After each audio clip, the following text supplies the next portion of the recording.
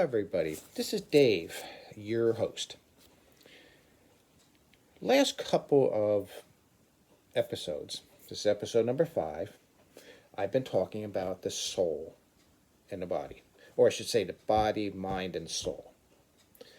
I want to recap slightly on that and go into a topic that I think is going to be helpful. I'm trying to be more practical this time.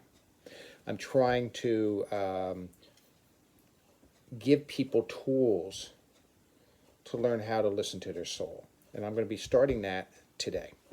So before I do that, I want to ask you, please share the video, please subscribe, please like, give me a thumbs up, and please feel free to comment. If you have any questions about these videos, or you think I missed something that would help clarify the subject matter to you, please feel free to email me at doublemenorah@yahoo.com. And it's doublemenorah, one word. I'll put it right here for you to see. Anyway, or you can go to utom.org, utom.org, and go down below where to find us, and you will see the email there as well.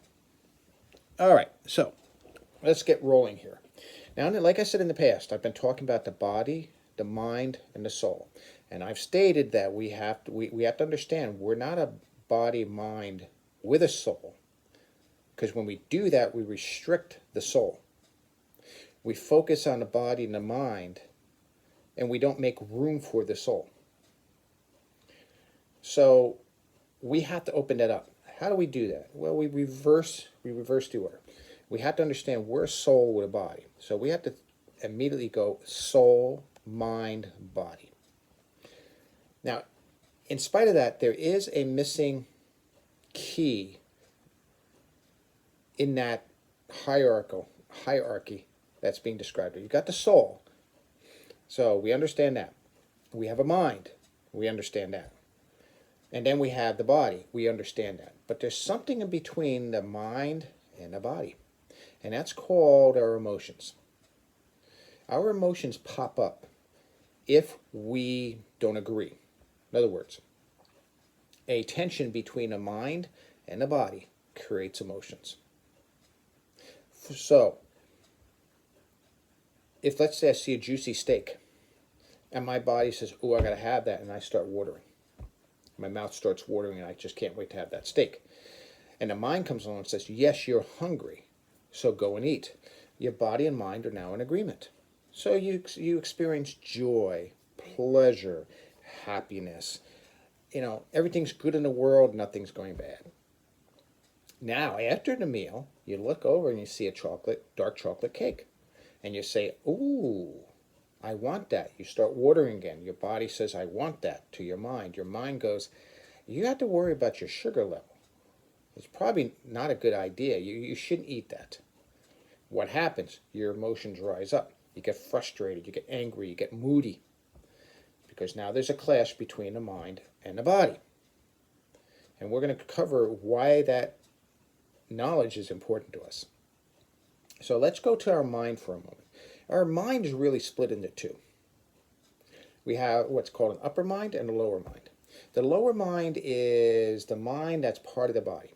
It's the part of you that takes in consideration your body's needs and also wants. So your mind gets very physically oriented. And the upper mind is where your soul is. The real you, the real us, is up here, not down here. So we can't be focusing on this. We have to focus more on this. All right. Now we have that schematic laid out, the soul, the upper mind, the lower mind, the emotions, and then our body. So how do we work out a method, or what is a method for us to start listening to our mind, using our upper mind, the lower mind, to open itself to the upper mind? How do we do that? Many years ago, I used to run 13 miles a day, And I used to be an avid reader of a gentleman named Dr. SHEEHAN. And Dr. SHEEHAN was a sports doctor specifically for the runner. And what I learned from him was that if you want to relax the mind, you stress the body. In other words, exercise. If you want to relax your body, you stress your mind. So I used to go for my jogs, and when I came home, and I'd read a book. That way it gave my body a chance to relax, and my mind would relax when I'm jogging. So I would repay the body by stressing my mind, learning, reading a book to relax the body. So I had a very symbiotic relationship with myself, and I learned to listen to my body. So how do we take advantage of that? Well, remember what I said. We want to focus on this connection, not the body. So we have to take a look at our emotion. What's our emotional state? And we have to satisfy those emotions so that we satisfy the body and we satisfy the mind. We have to, our emotions is a litmus test to see how cooperative our mind and body are. So how do we do that? Well, when we exercise, stress the body, we create something called endorphins. Endorphins give you a natural high. That's why I loved running. I never needed drugs because I get a natural high just out of my exercise. So these endorphins help your body to feel better. It puts your mind on a natural high, so it relaxes your mind, and you relax your body with the endorphins. So your body and mind are in cooperation. Your emotions are now relaxed. Oh, I'm happy here. Everything's good. I'm just going to relax. So I plan my contemplations during my walks. Now, what do I do with the walks? When I have everything together, I just wait about 5-10 minutes of walking, and I can feel that natural high, and I know that I'm at peace with myself. My body and mind are at peace with each other. They're allies now. And now I can focus with my mind on what's up here. And I could ask questions of my soul. We saw this with Tevye in Fiddler on the Roof. He's always talking to God. The same thing with you. We talk to God through our soul. Our soul is an imprint of what we really are. So once everything's at peace, you start asking your soul and you start listening for that soul.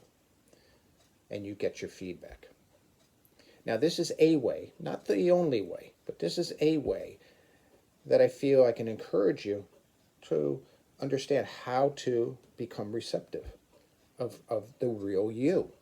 And this real you has to drain down here, but we get so mentally, psychologically, and physically oriented that the emotions become the center of life, and we have to remove that. So we have to kind of trick ourselves. And it does work. And you can ask whatever question you want at that point.